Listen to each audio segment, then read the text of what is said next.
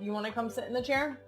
Yeah. Oh, okay. Fine, don't. Coming up on today's episode, I'm going to answer a few more of your questions for me in a brand new edition of Ask Me Some Things, featuring items in our house I have to hide from our kids. Plus, for this week's Doom Scroll, a fellow NFL wife's take on celebrating touchdowns. The key? Without getting fined. Can't wait to talk about it. After that, I'm going to be joined by, you guessed it, another guest that I have no business speaking to. We have Captain Marvel herself, Academy Award-winning actress Brie Larson. But first, I got to shout out our real one comments of the week. On our last episode, I said I was done with family Halloween costumes after the Little Mermaid fiasco of 2023. This year, we might just have 3 Elsas, to which @DoraWinifred responded, hear me out, ... 6 Elsas. Honestly? I'm so into that. If I could get Ellie to not be Anna, I'd do it in a heartbeat. But I can't have 5 Elsas and 1 Anna. Finn is going to be Anna so that we have 2 and 2. 2 Annas, 2 Elsas. That's the plan, though. Who knows? Next up, I was featured in a behind-the-scenes clip from the other podcast. If you haven't seen it, Queen Emma, the clip, please. That's my wife calling me. Hello, darling. Ew. I meant hello, Kylie. Darling. Sorry. Hello, darling. Ew. How things go for you today? What are you doing for dinner? Eating some type of animal carcass. Okay. You must still be on the podcast. I am. A couple of the top comments from the real ones and the 92%ers. Someone said, Jason, hello, darling. Kylie, ew, darling. Haha, love her. Guys, I don't know how many times I have to say it. Darling, hun, honey, dear, baby, babe. No. And he doesn't call me darling on a regular basis. I want to point that out. That was very out of the ordinary. The other main takeaway from this clip, Kylie is all of us. Someone else just freaking decide on dinner. I thought it was very funny reading these comments because I didn't scroll very far, but I found that the common theme was that everyone is exhausted. Every spouse, anyone in a relationship is exhausted by the question, what's for dinner? What do you want for dinner?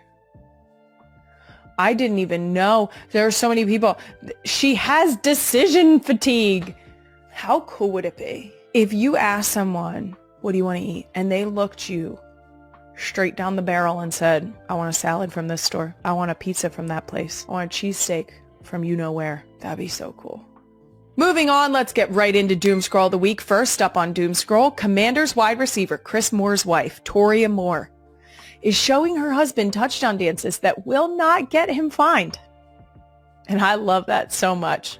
Queen Emma, the clip, please. It says, showing my husband touchdown celebrations he should have done instead of launching the ball and getting fined. For those of you who don't know, in the NFL, there are so many times that you will get fined. Sorry, NFL, I'm telling all your secrets. One thing you are not allowed to do is launch the ball as a celebration. You're not allowed to do that. I don't think you're allowed to launch anything into the stands specifically. Not allowed. So, as his better half, Toria was just trying to offer up better options to show excitement and celebration that will not require you to have payroll deduct. I do not personally know Toria, but that's a good idea, girl. I love that idea. My husband as an offensive lineman was not coming into scoring opportunities and therefore was not often partaking in touchdown celebrations. Also, he is on record saying that typically when they would make the march down the field, he was tired. So like he's not going to the end zone to celebrate when he still has to get to the sideline before the extra point setup. He's big man.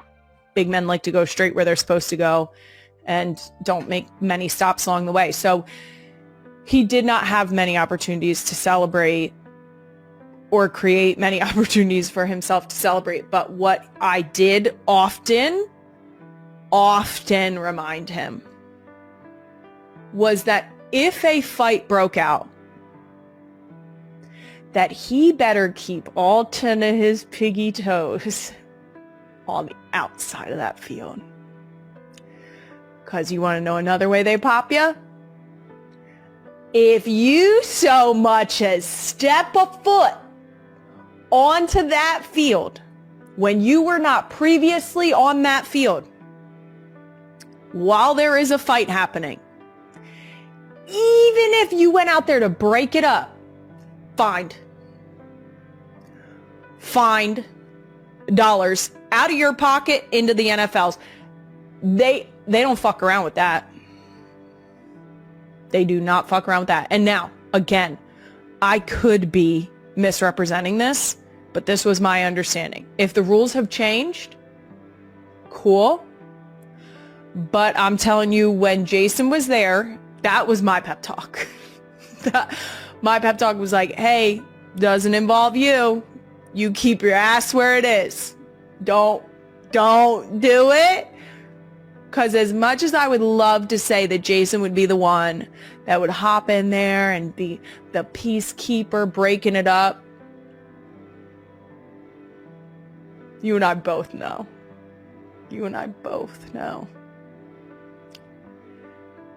I'm pretty sure he was going and swinging. It's not. No.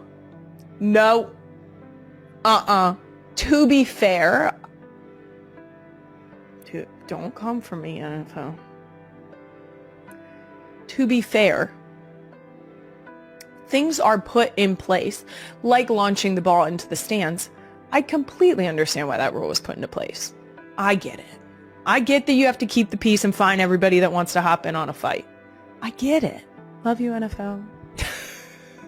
And last thing on Doom Scroll, there's a TikTok trend right now of Gen Zers practicing their best millennial pause. And I feel personally victimized. Queen Emma, the clip, please. Okay, so I just wanted to... Hi, guys. 6'7"? Oh.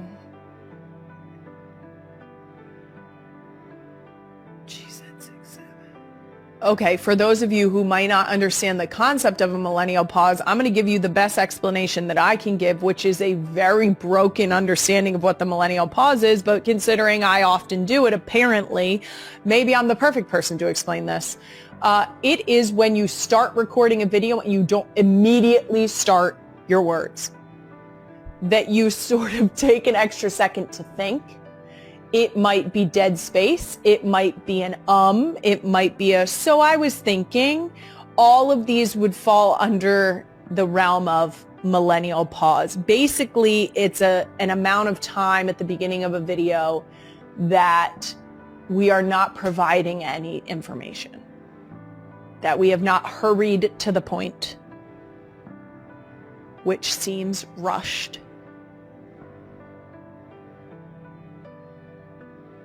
That's the best I've got. That's my understanding. If I'm wrong, fuck me. Can we keep that? I was actually informed by some of my former field hockey players that I am known to millennial pause. So, thanks, girls. Appreciate ya. I'm going to start doing it on purpose, and I'm going to start doing it for an extended amount of time. A very long pause. I feel like Gen Zers having a problem with our pause or our lack of a sense of urgency in how we start our videos is their need for, like, as fast as we can do it. Chill out. Take a deep breath. You don't need us to be speaking like a chipmunk. Chill out. We'll get there. God, haven't you heard of enjoy the journey? Enjoy it. Sit down. If you don't want to stick around, guess what? I'm going to start millennial pausing. First of all, I'm going to start making TikToks again. No, I'm not, but we can pretend. It's going to be the equivalent of like, hey, so when you guys go to get, like, when you're about to get your period, and then the women will start the video that way, and then all of a sudden they pause and they're like, okay, did the guys leave? Is it just the women are left, right? Okay, so here's what we need to talk about. It's going to be one of those, but with a Gen Z pause. Good luck. If you listen to me on 1.5 speed, you might want to bump it to 2 times speed. I listen, I can't even say I listen. I don't listen to myself. If I were to listen to myself, I listen to it. I just started new. I just started another podcast that, if I'm going to listen to a podcast, is the podcast that I would spend my time listening to. Old depths, if you will. I listened to it on 1.2. So you should probably speed me up to like a good 1.5. I mean, that's it for Doom Scroll of the Week. Moving on, a brand new edition of Places Kylie has some business being. I have zero business being in most places, but sometimes there are places that, based on my experience or qualifications, I should be there. So I think that my years of playing / coaching field hockey, and the fact that I'm from here, doing a field hockey clinic in our area is probably a place I have a little business being. Not a lot, but some. Yep, that's right. This past weekend, I put on my second youth field hockey clinic. My first one was Stick with KC, and this one was right here in Philly. So it was Stick with PHL, or Stick with Philadelphia. We were able to partner with Longstreth, which is a sporting goods store here just outside of Philadelphia. They are the people I've been going to for my entire life for my sports equipment. I was asked to sign field hockey balls, shirts, sticks. This feels ridiculous. It feels silly. I have no business signing a field hockey stick. Don't anybody. At some point, I literally told one of those children, this just decreased the value of your stick. So there's that. A peanut! That was a quick head snap. Did you see that? Oh, hey, girl. Okay, let me feed this child real quick. Mama. You want to come sit in the chair? Yeah. Oh, okay. Fine, don't. You know, she plays in the corner in the kitchen and says, I'm on the podcast. Who do you talk to on Dad's podcast? Uncle Travis. Mom and Dad are... I smoochy kiss Daddy. Alright, you can do the eyebrows real quick for Tina, and then we'll be all done. Then you're going to go back.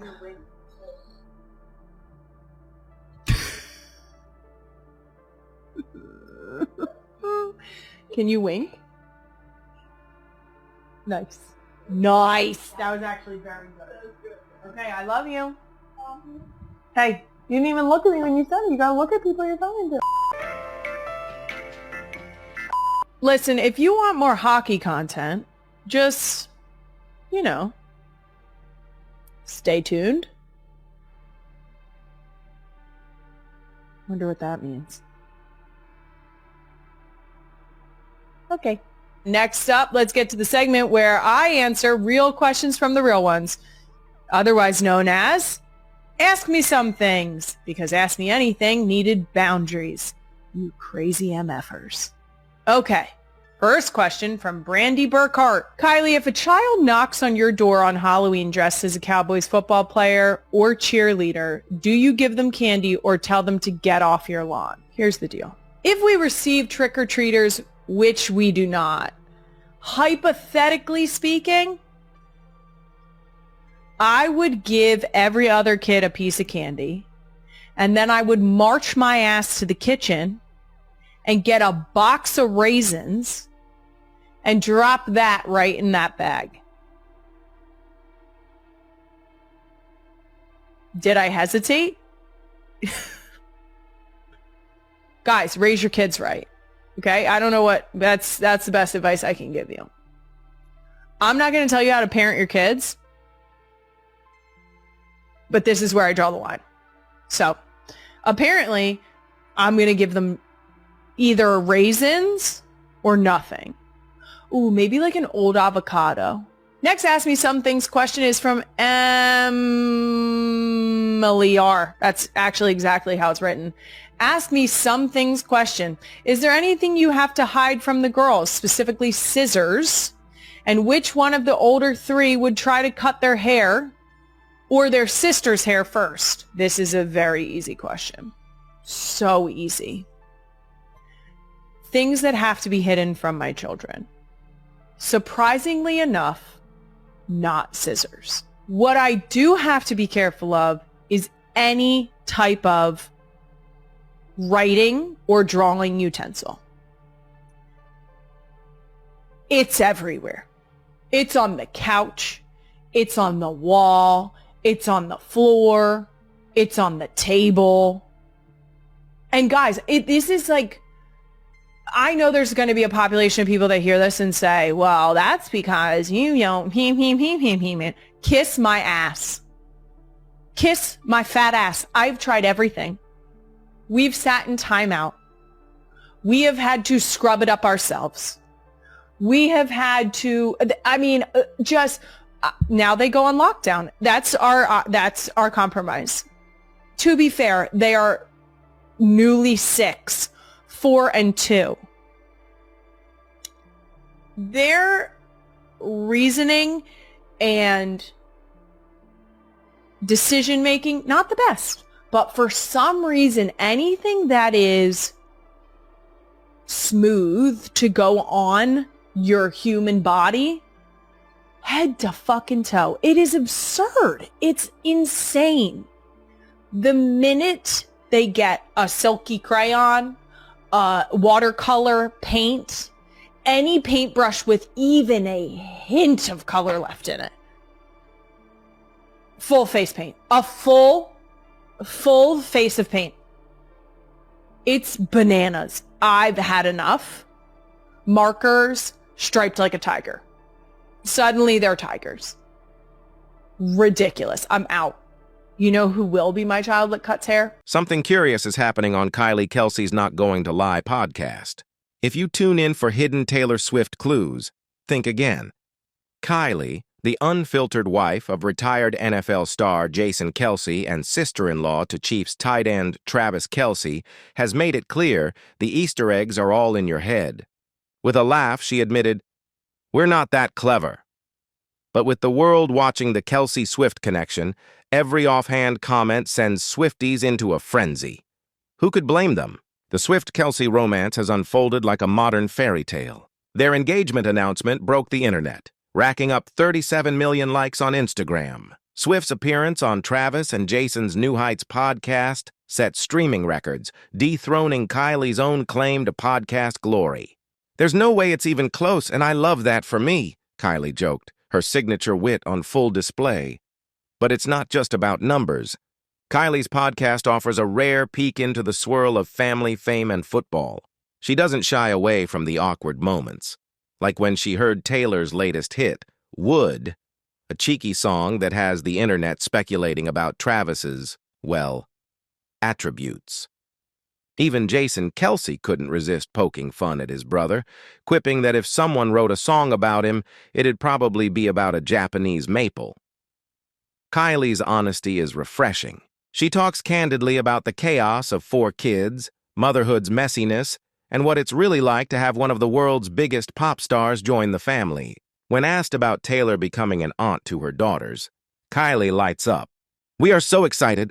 I feel so grateful that we get to welcome Taylor into our family in a more official capacity." Yet the Kelces aren't starstruck. They're tight-knit, focused on each other, and hilariously down-to-earth. In a world obsessed with celebrity, Kylie's refusal to become a source of Swiftian clues only makes her more compelling. She's in on the joke, but she's not the punchline. So if you're tuning in hoping for secret messages about Taylor's next album, you might be disappointed. But if you want unscripted family moments, a front-row seat to sports history, and the inside scoop on what it's like when the worlds of NFL and pop royalty collide, Kylie Kelce's podcast is the place to be. And with every episode, you're left wanting just a little bit more.